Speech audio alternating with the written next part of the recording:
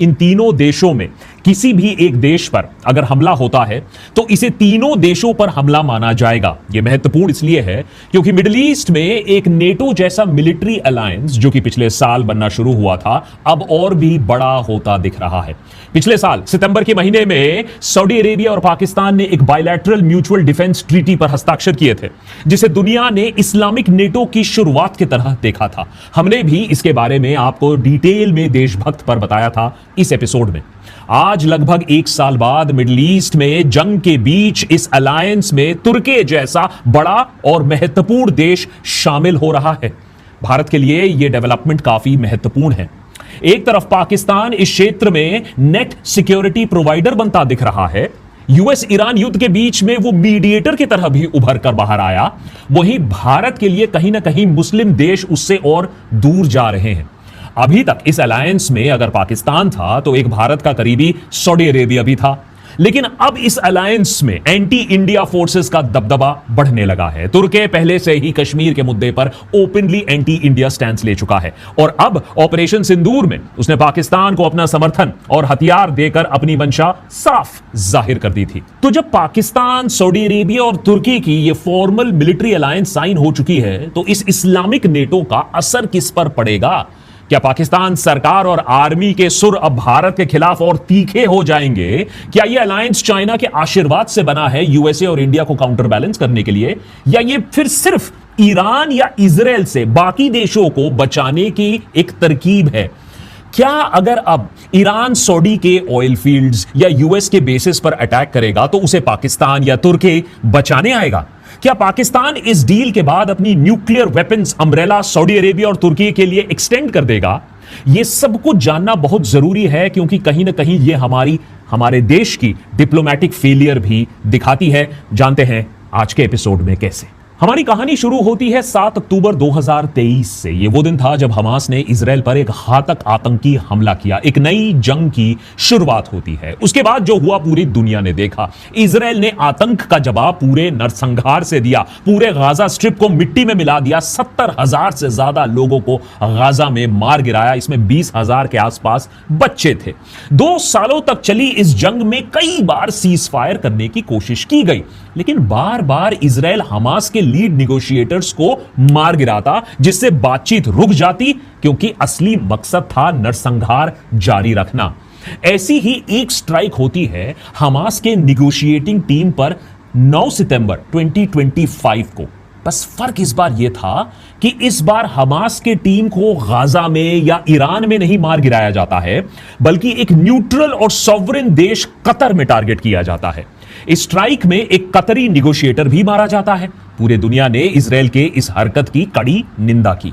यह स्ट्राइक अपने आप में इस पूरे रीजन के लिए एक टर्निंग पॉइंट बन जाता है, क्योंकि इसके बाद गल्फ स्टेट्स को समझ में आ जाता है कि अगर इजराइल से बचने के लिए खुद कुछ नहीं किया तो अगला हमला उनके देश में भी हो सकता है। और अमेरिका, जो अब तक इस रीजन में, इस क्षेत्र में नेट सिक्योरिटी प्रोवाइडर बनकर बैठा था, वो भी इजराइल के खिलाफ एक उंगली तक नहीं उठाएगा। अमेरिका इजराइल के इशारों पर कैसे नाच। अपनी सुरक्षा के लिए फिर सऊदी अरेबिया ने पाकिस्तान के साथ उसी महीने एक मिलिट्री अलायंस पर हस्ताक्षर कर दिए। हालांकि इस डील के डिटेल्स, फुल डिटेल्स आज तक पब्लिक में नहीं दिए गए हैं, लेकिन हम इतना जरूर कह सकते हैं कि यह एक NATO type collective defence treaty थी, जिसके तहत एक मुल्क पर हमला दूसरे पर भी हमला माना जाएगा। बाद में पाकिस्तान के डिफेंस मिनिस्टर ने इस डील के अंदर न्यूक्लियर प्रोटेक्शन क्लॉज के होने से इनकार नहीं किया। मतलब जरूरत पड़ने पर पाकिस्तान अपने न्यूक्लियर वेपन्स भी सऊदी अरेबिया को बचाने के लिए इस्तेमाल करने से पीछे नहीं हटेगा। फिर इस साल फरवरी के महीने में यूएस और इजराइल ने ईरान पर हमला कर दिया। ईरान ने बदले में सऊदी समेत रीजन के सभी देशों के यूएस बेसिस और ऑयल एंड गैस फैसिलिटीज पर अटैक करना शुरू कर दिया। एक बार फिर से इन देशों का नेट सिक्योरिटी प्रोवाइडर अमेरिका उन्हें बचाने में बिल्कुल नाकाम साबित होता है। बाकी देश तो छोड़ो, यूएस खुद अपने आप को भी ईरान के इस हमले से बचा नहीं पाता है। 40 aircraft, 36 reaper drone, 4 helicopter, fighter jets, खरबों डॉलर के रेडार, डिफेंस हार्डवेयर फूंकने के बाद भी अमेरिका ईरान से जीत नहीं पाता है। यह सब देख मिडिल ईस्ट में एक और बड़ी लोकल सिक्योरिटी अलायंस की जरूरत लोग ज्यादा महसूस करने लगे।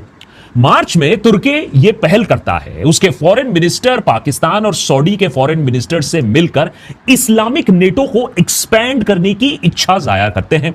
महीनों तक चली डिस्कशंस और निगोशिएशन के बाद फाइनली इस हफ्ते 7 अगस्त को मक्का में 3 देशों ने एक नया डिफेंस पैक्ट साइन किया। जॉइंट स्टेटमेंट के मुताबिक यह अग्रीमेंट कलेक्टिव डेटरेंस को स्ट्रेंथन करेगा, मतलब तीनों में से किसी भी एक देश पर आर्म्ड अटैक तीनों देशों पर आर्म्ड एग्रेशन माना जाएगा। पाकिस्तानी फॉरेन मिनिस्ट्री ने इसे इस्लामिक सॉलिडेरिटी और ब्रदरहुड का नतीजा बताया, जो तीनों स्टेट्स के शेयर्ड स्ट्रेटेजिक इंटरेस्ट और लॉन्ग स्टैंडिंग डिफेंस कॉर्पोरेशन पर आधारित होगा। इसमें कोई डाउट नहीं है कि पैक्ट साइन करते वक्त पाकिस्तान की एक आंख भारत की तरफ थी। ऑब्जेक्टिवली देखा जाए तो यह डिफेंस ट्रीटी तीनों देशों के लिए विन विन डील है। दशकों से नेटो मेंबर रहा तुर्की अपने साथ लाता है world class army, state of the art drone technology. वहीं सऊदी अरेबिया अपने साथ लाता है दुनिया का दूसरा सबसे बड़ा ऑयल रिजर्व, खूब सारा पैसा। और पाकिस्तान लाता है अपने साथ एक बड़ी फौज और उसी के साथ साथ इस्लामिक दुनिया का एकमात्र न्यूक्लियर आर्सेनल। रिपोर्ट्स की माने तो यह इस्लामिक नेटो सिर्फ इन्हीं 3 देशों तक सीमित नहीं रहने वाला है। जल्द ही इसमें इजिप्ट, कतर, सीरिया, यूएई भी शामिल हो सकते हैं। हालांकि हर देश के अपने कंपल्शंस एंड कॉम्प्लिकेशन हैं। इजिप्ट फॉर एग्जांपल अपनी इकोनॉमी को स्टेबलाइज करने में, डोमेस्टिक अपहीवल को अवॉइड करने में जुटा हुआ है। सीरिया अपने 13 साल लंबे सिविल वॉर के बाद रिकंस्ट्रक्शन एफर्ट्स की कोशिश कर रहा है। यूएई पहले ही अब्राहम अकॉर्ड्स के तहत इजराइल के साथ अपने टाइज नॉर्मलाइज करके बैठा हुआ है। यानी एक्सपेंशन पॉसिबल है पर गारंटीड नहीं है। लेकिन यह भी सच है कि पिछले 1 दशक से गल्फ कंट्रीज का अमेरिका की सिक्योरिटी गारंटीज पर यकीन कम होता जा रहा है और इस ईरान युद्ध ने इस भरोसे को चूर चूर कर दिया है। एक्सपर्ट्स का मानना है कि जिस तरीके से अमेरिका ने इस वॉर को हैंडल किया है, उससे गल्फ देशों को यह साफ मैसेज जा चुका है कि बॉस अपना अपना देख लो, हम तो बस अपनी और इजराइल की रक्षा करेंगे। वैसे अमेरिका यह भी ना कर पाया। अपने इतने सारे मिलिट्री एसेट्स मिडिल ईस्ट में होने के बावजूद वो स्ट्रेट ऑफ हॉर्मुज आज तक, कम से कम इस एपिसोड को रिकॉर्ड करते वक्त, तो ना खुलवा पाया और अपने एलाइज को पर्याप्त एयर डिफेंसेस भी नहीं दे पाया, क्योंकि सबको सच मालूम है ज्यादातर म्यूनिशंस इजराइल भेज दिए गए थे। इजराइल को बचाना जरूरी था, गल्फ स्टेट्स जाए भाड़ में। अब यही जो गैप है वो सऊदी अरेबिया, तुर्की, पाकिस्तान भरने की कोशिश कर रहे हैं। एनालिस्ट का कहना है कि इस अलायंस का मकसद अमेरिका को रिप्लेस करने का नहीं है, बल्कि अपने पास एक एडिशनल स्ट्रेटेजिक और पॉलिसी ऑप्शन रखने का है। कुछ एनालिस्ट इस डील को एक जियोपॉलिटिकल शिफ्ट की तरह देख रहे हैं। उनका कहना है कि मिडिल ईस्ट की पावर डायनामिक्स ईरान वॉर के बाद दोबारा लिखी जा रही है, क्योंकि मुस्लिम देश ये मान चुके हैं कि अब उनकी सिक्योरिटी को वो यूएस, इजराइल और ईरान, ये जो राइवलरी है, इसके रहमो करम पर वो नहीं छोड़ सकते हैं। उन्हें इसके लिए कुछ ठोस कदम उठाने पड़ेंगे।